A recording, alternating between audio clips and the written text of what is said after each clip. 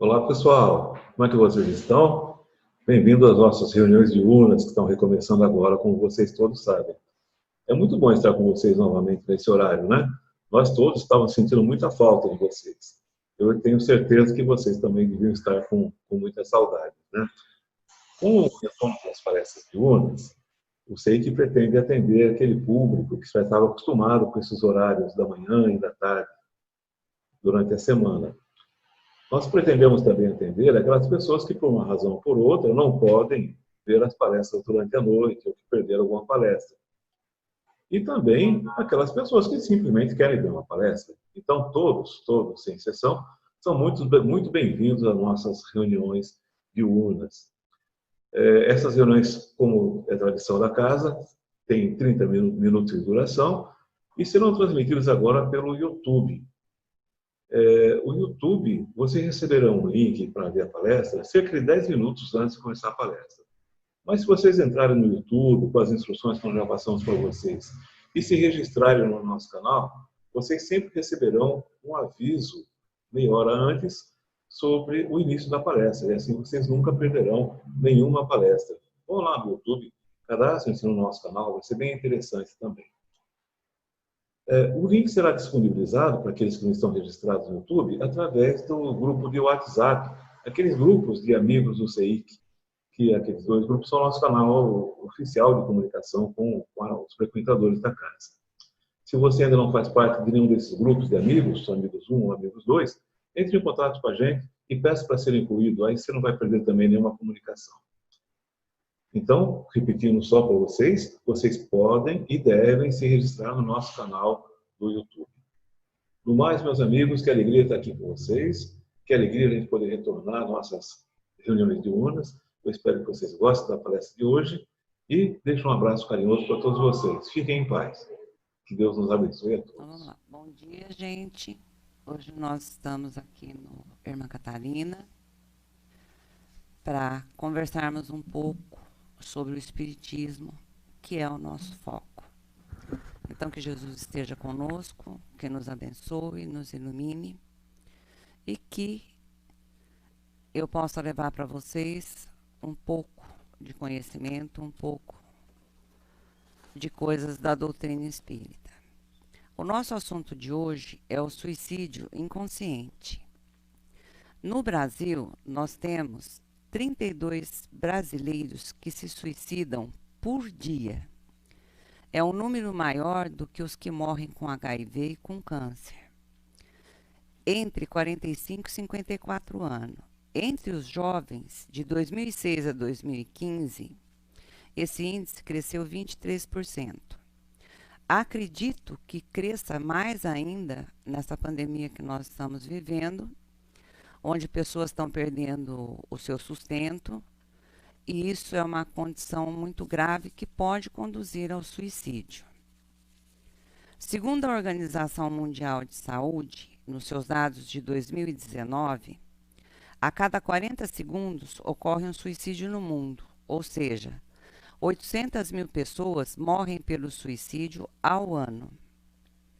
Por N motivos. É um suicídio direto, é aquele suicídio que a pessoa quer praticar aquela ação, ela premedita e pratica aquela ação. E é um número que aparentemente é alarmante. O Livro dos Espíritos, na parte 4 das Expiações e Consolações, no capítulo 1, exatamente das questões 943 a 957, nos fala sobre o suicídio e suas consequências. No capítulo 5 do Evangelho segundo o Espiritismo, Bem-aventurados os aflitos, no seu item 15, nós vamos ter que são excluídos suicídios quando ocorrem em estado de loucura e embriaguez, porque são chamados suicídios inconscientes. Então, nós vamos ouvir pela primeira vez o suicídio inconsciente. Relendo o livro Nosso Lar, de André Luiz, no capítulo 4, Henrique de Luna, que é um personagem do livro, está conversando com André Luiz na enfermaria. E nessa conversa falando sobre muita coisa, o Henrique de Luna fala para André Luiz: é de lamentar que você tenha vindo pelo suicídio. E André Luiz fica chocado com isso, porque já no período que ele estava no umbral, ele é acusado pelos espíritos de suicida. E ele fala: mas como? Eu fui uma pessoa que tive uma vida regrada, fui um pai de família honesto, como pelo suicídio inconsciente? Como pelo suicídio? Henrique de Luna fala: pelo suicídio inconsciente. E o que é o suicídio inconsciente? Henrique de Luna explica a André Luiz que ele está numa enfermaria pequena em nosso lar, com 80 enfermos. E dessa enfermaria, 57 desses 80 enfermos vieram pelo suicídio inconsciente, ou seja, 71% das pessoas que estavam nessa enfermaria vieram pelo suicídio inconsciente. Então, nós escutamos que beber é um suicídio, fumar é um suicídio, mas existem outros vícios que nós temos que nos conduzem ao suicídio inconsciente. E é o que nós vamos comentar hoje. Nós temos, que são chamados de vícios físicos e morais para o espiritismo, egos ou eus para a psicologia e como 7 pecados capitais para o catolicismo. Como os 7 pecados capitais são mais fáceis da gente reter na memória, vou usar esse termo, 7 pecados capitais. Mas desses 7, cada um tem um segmento de ramificações muito grande de vícios menores. Nós vamos começar com a gula. Existe um programa na televisão que se chama Quilos Mortais, que são pessoas que pesam entre 300 e 400 quilos e passam por cirurgia bariátrica, mas são muitas pessoas, porque a obesidade mórbida hoje é uma epidemia no mundo. E 5% dessas pessoas conseguem manter esse peso e se restabelecer. E o que acontece com essas pessoas? É o comer demais. É uma ingestão de 15, 20 mil calorias por dia. E a gula, o que ela traz para o nosso organismo? A gula vai nos trazer o colesterol, vai nos trazer a diabetes, vai nos trazer a pressão alta, vai nos trazer problema de fígado, vai nos trazer problema de estômago. Tudo isso vai deteriorando o nosso organismo físico. E nós somos gulosos, né? Nós vamos numa festa, por exemplo, o bolo está gostoso, eu como um pedaço. Mas como o bolo está gostoso, eu como 2. Eu preciso comer 2? Não, eu não preciso, mas eu como. Então isso é a gula, é você comer em excesso. A antítese, o contrário da gula, é a temperança. É comer pensando que eu como para viver e não vivo para comer. São 2 coisas diferentes. E manter o equilíbrio nas nossas refeições, no nosso tipo de alimentação, para que o nosso organismo não venha sofrer com isso. O segundo é a avareza. A avareza, quando a gente fala em avareza, a gente lembra do tio Patinhas, mergulhando nas moedas de ouro dele lá. Mas a avareza não é só isso, a avareza ocorre em outros aspectos. Vou falar um outro programa de televisão, que chama Acumuladores Compulsivos, que é uma doença psicológica. O acumulador compulsivo, ele não joga nada fora. Eu assisti um programa que ela briga com a irmã porque a irmã joga uma pedrinha, daquelas pedrinhas que a gente pega no rio. E ela tem um ataque por causa disso. Então, o acumulador, ele não limpa a casa, ele não joga lixo fora, o sistema vaso sanitário, o sistema de banheiro dele não funciona, então ele costuma usar o banheiro e acumular sacolas ou baldes e não joga. Então, o ambiente que ele vive é um ambiente que tem insetos, é um ambiente que tem cheiro, é um ambiente que tem bactéria, é um ambiente totalmente insalubre. Isso causa problemas de respiração, isso causa doenças graves, cardíacas, estomacais e uma série de outras doenças. O terceiro é a luxúria. A luxúria, ela está muito ligada à parte sexual, que é a lascívia, é o sexo desregrado que nós vemos pelo mundo. Né? Por exemplo, se nós demos uma volta na Suíça, a Suíça é comum você ver vitrines com cortinas, quando estão abertas, tem mulheres que estão lá, que são prostitutas, que ficam expostas nas vitrines para ganhar cliente. Você pode, na Suíça, assistir um ato sexual dentro de um teatro. Isso é a luxúria. E a luxúria vai estar presente também na nossa vida diária. E a que nos conduz a luxúria, ao nosso organismo? A luxúria nos leva a perder sono, porque nós vamos para as baladas, nós vamos para as boates. Consequentemente, nós vamos beber. Consequentemente, nós vamos fazer uso de droga. E vamos estar expostos às doenças sexuais transmissíveis. O oposto da luxúria é a castidade. Ah, mas a castidade, se eu for casta, como é que fica a lei da perpetuação da espécie?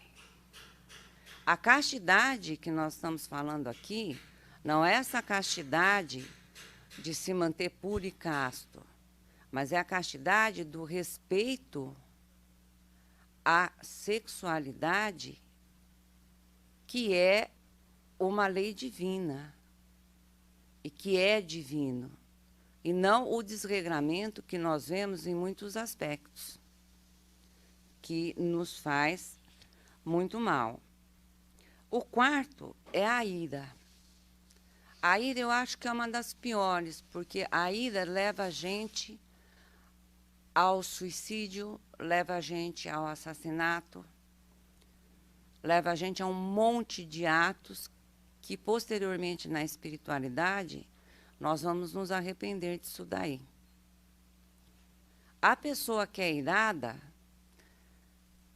no momento da ira, ela tem uma alteração de pressão arterial, ela tem os batimentos cardíacos alterados, ela tem um derramamento de adrenalina muito grande no organismo, que envenena o nosso organismo e que traz malefício para o nosso organismo físico. Tanto que, quando você tem uma crise de ira, a hora que aquilo passa, você amolece. Porque você retém todos os nervos do corpo, você prejudica muito o organismo físico. O oposto da ira é a paciência. Não aquela paciência de estender, como o Evangelho fala, o pescoço para o assassino cortar. Não é isso. Mas é a paciência, vamos dizer assim, dormir uma noite para depois discutir o assunto. Não discutir o assunto no momento que ele acontece, porque isso vai prejudicar o nosso organismo. O quinto é a inveja. A inveja é uma coisa muito difícil, porque a pessoa invejosa, ela não vive a vida dela, ela vive a vida do outro. Tudo que o outro tem dá urticária nela, porque ela quer ter igual. Então, além do dispêndio de energia em cuidar da vida dos outros, o excesso de trabalho que ela se impõe para ter aquilo mesmo que o outro tem, o desgaste emocional que ela tem por causa dos ciúmes, do outro ter e dela não ter, vai prejudicando o organismo físico. Por quê? Porque leva ao estresse emocional, leva à ansiedade, e tudo isso são doenças que atacam o nosso organismo. O sexto é a preguiça. A preguiça, eu não preciso nem falar. Quando a gente vai no médico, qual a primeira coisa que o médico pergunta para a gente? Você faz atividade física? Por quê? Porque o nosso organismo não nasceu para ficar parado. O nosso organismo nasceu para estar sempre em atividade. A gente vê nos casos de poliomielite, a pessoa que teve poliomielite normalmente tem uma perna mais fina que a outra. Por quê? O organismo não pode eliminar aquela perna. Ele tem que manter ela viva, porque senão ela entra em decomposição. Mas ele manda o mínimo de nutriente para que ela não morra, porque o resto dos nutrientes vão para o organismo.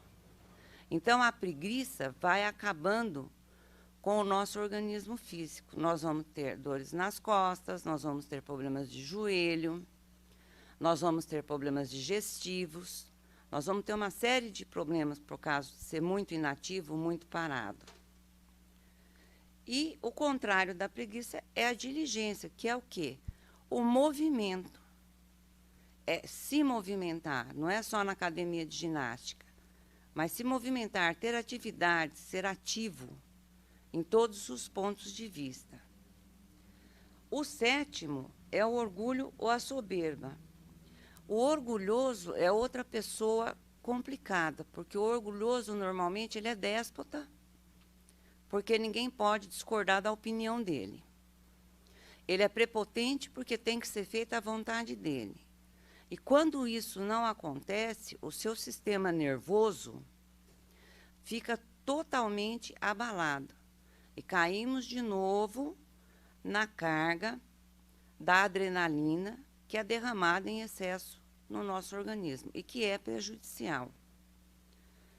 O oposto do orgulho é a humildade. É você saber que você não é dono da verdade e que você não está certo. Esses são os 7 vícios básicos, mas cada um tem sua ramificação. E da onde provém todos esses vícios que nós temos? Como Kardec fala na questão, no capítulo 11, na questão 585 a 591, a alma dorme no mineral, sonha no vegetal e acorda no animal. Cada reino que nós passamos, eles deixam características quando nós chegamos no reino nominal.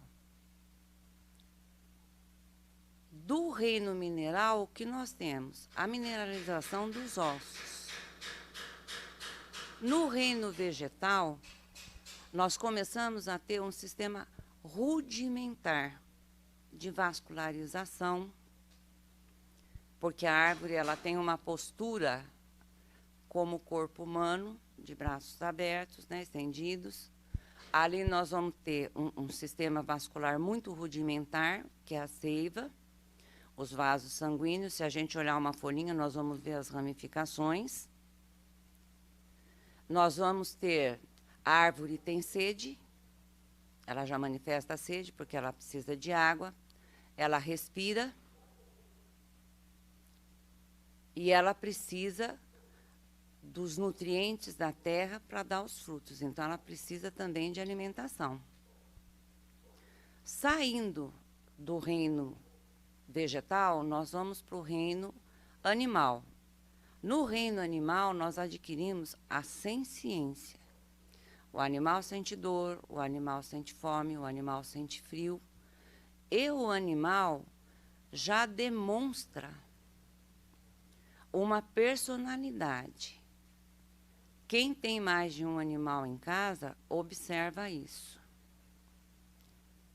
cada animal tem uma personalidade diferente.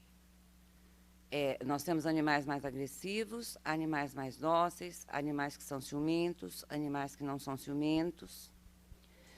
E nesse reino animal nós adquirimos os instintos de preservação, os instintos de procriação, de perpetuação da espécie. E esses instintos, quando nós passamos para o reino nominal, eles continuam dentro de nós e eles vão se manifestar na forma dos vícios. É nesse aspecto que eles vão aparecer em nós. Só que esses instintos, eles vão estar junto com a nossa capacidade de raciocínio e o nosso livre-arbítrio, que é o conhecimento do eu posso e a capacidade do realizar. O raciocínio me fala que eu posso e o livre-arbítrio me fala que eu posso realizar. Dentro de cada um desses vícios, nós vamos ter pequenos vícios que estão embutidos. Falar mal dos outros é um vício que está dentro da inveja. Você cobiçar a mulher do outro é um vício. Você não ter, como vou dizer, não saber quando parar em determinadas coisas também é um vício. Você não ter dimensão daquilo que você faz. Você falar demais é um vício. Então, cada um desses 7 vícios se ramificam em vários vícios que nós temos e que nós precisamos trabalhar para corrigir esses vícios. Aí entra o que o Espiritismo nos fala da reforma íntima. O que é a reforma íntima?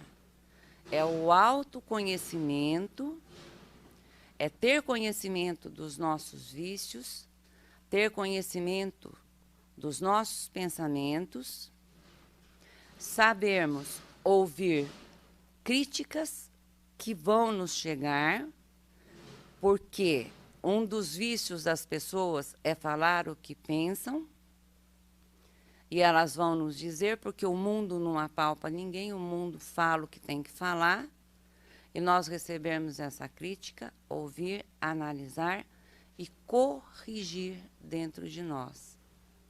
Então, esses vícios estão dentro do que nós temos que trabalhar na nossa reforma interior, na nossa reforma íntima, no nosso psicológico, que são o que a psicologia fala dos nossos eus, dos nossos egos, que nós temos que eliminar. Porque se eles estão conosco aqui na Terra, a hora que nós deixarmos esse corpo de carne, cada um deles vai nos acompanhando.